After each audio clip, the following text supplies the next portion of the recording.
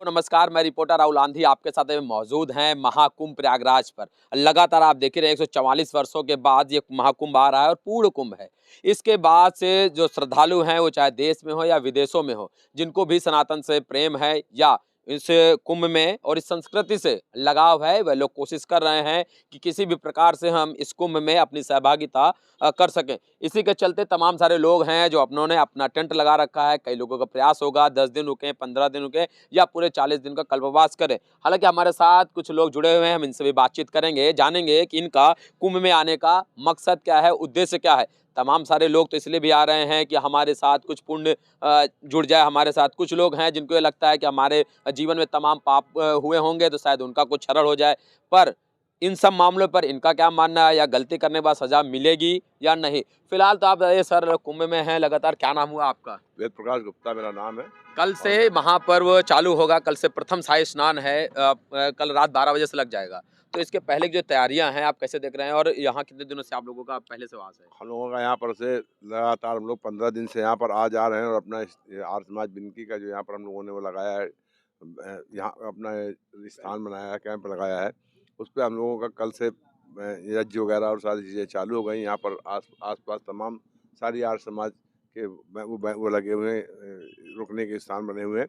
और जो आपने अभी आप कहा कि क्या ये बात का आपको मानना है कि गंगा जी से नहाने में क्या आपके पाप धुल सकते हैं? तो ये बिल्कुल तन तन को तो धुला जा सकता है पानी से, और तमाम सारी उस पे जो है वेदों पर और उस मनु की स्मृति में जो मंत्रों पे आया है कि तन को तो धोया जा सकता है पानी से।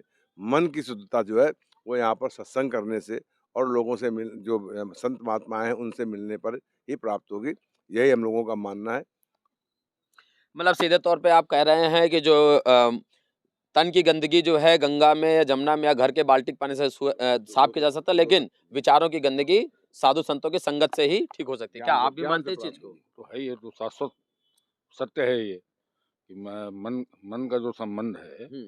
वो विचारों विचारों से संबंध रखता क्या है। कैतूहल है मन में, क्योंकि 14 तारीख को कितने बजे नहाने का प्लान चल रहा है, या रात के हम 12 बजे ही? मतलब हम लोग संगम तो नहीं जाएंगे क्योंकि भीड़ बहुत है। गंगा जी सामने संगम से होके ही आ रही है, जहाँ हम लोग रुके हुए हैं अच्छा। यहीं सीधे गंगा जी में दोनों गंगा ज्ञान की प्रतीक है, जमुना जी भक्ति के प्रतीक है। जब ज्ञान के साथ भक्ति मिल जाती है तो वो संगम हो जाता तो है। सरस्वती जी किसकी प्रतीक है? सरस्वती जी विवेक की प्रतीक है, विवेक के प्रतीक हैं। वो अदृश्य हैं, लेकिन जो दिख रहा है, गंगा दिख रही हैं, जमुना जी दिख रही हैं, तो गंगा ज्ञान की प्रतीक और जमुना जी भक्ति की प्रतीक है। ज्ञान के साथ जब भक्ति जुड़ जाती है तो विशुद्ध हो जाती है।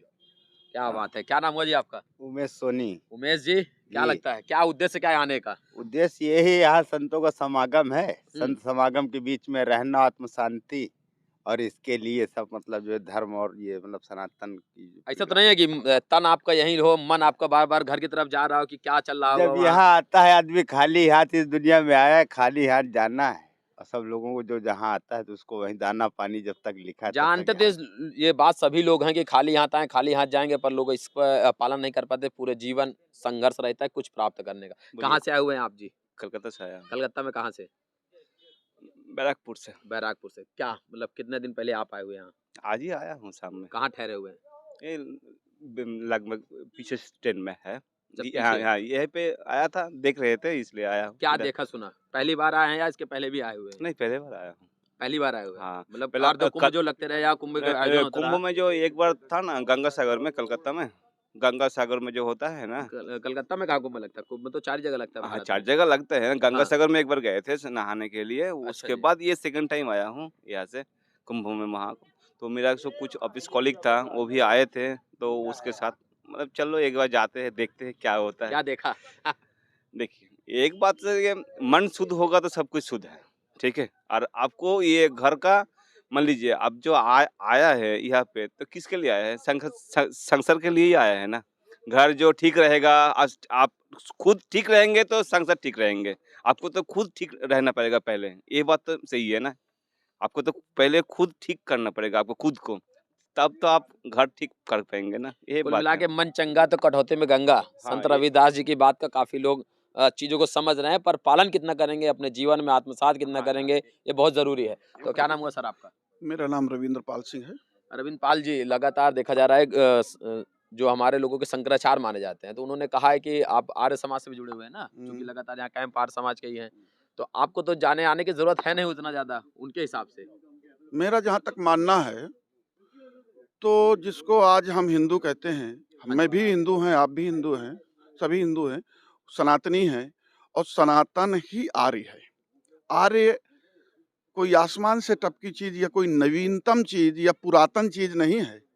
आर्य ही सनातन है, क्योंकि आर्य कहते हैं, आर्य संस्कृत शब्द से आया है और आर्य कहते हैं सर्वश्रेष्ठ को, जिसका आचरण सर्वश्रेष्ठ हो, जिसकी सोच, जिसकी भक्ति में पवित्रता हो, जिसमें श्रद्धा और समर्पण हो, जिसमें राष्ट्र के लिए जीने और मरने के लिए जिसके अंदर जज्बा हो, उसे आर्य कहते हैं।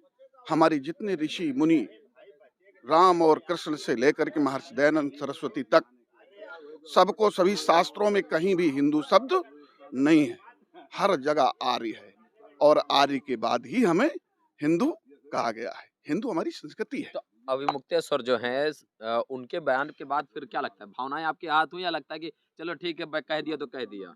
पूज्य शंकराचार्य जी का मेरे हृदय में बहुत सम्मान है। ऐसी पीठ पर बैठे हैं, मगर ये बयान उनका बहुत ही दुर्भाग्यपूर्ण है और मैं ये कहूँगा बहुत ही अदूरदर्शी उनका ये बयान है। बहुत ही अदूरदर्शी, दुर्भाग्यपूर्ण। हम लोगों की भावनाएं बहुत आहत हुई हैं, क्योंकि गंगा में स्नान करने का प्रमाण पत्र अविमुक्तेश्वरानंद महाराज जी नहीं देंगे। ये सनातन की व्यवस्था है। यहाँ पर ज्ञान यज्ञ चल रहा है। आज से ये शास्त्रार्थ की नगरी रही है। ये जो महाकुंभ आज से नहीं, सनातन से चला आया है। यहाँ शास्त्रार्थ होते थे, अपने अपने विचारों पर विचार विमर्श होता था। क्या गलत है, क्या सही है, हमसे क्या भूलें हुई हैं, उस पर सुधार का एक बहुत बड़ा संगम होता था। उस प्रवाह एक चला आ रहा है। वहाँ की डुबकी लगाने के लिए सब आते हैं, सिर्फ गंगा स्नान करने ही नहीं आते हैं। गंगा स्नान से तन हमारा साफ हो सकता है, मगर मन नहीं साफ होगा। मन की शुद्धता भक्ति से ही होगा, मन की शुद्धता पवित्रता से ही होगा। चलिए बात तो सही है आपकी।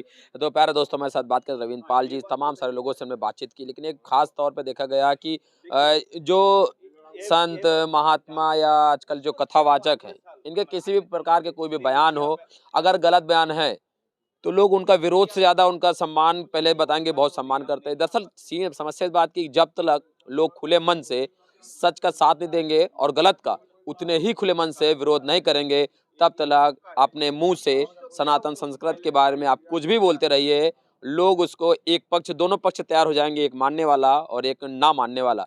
तो वही हाल है अविमुक्तेश्वरानंद के।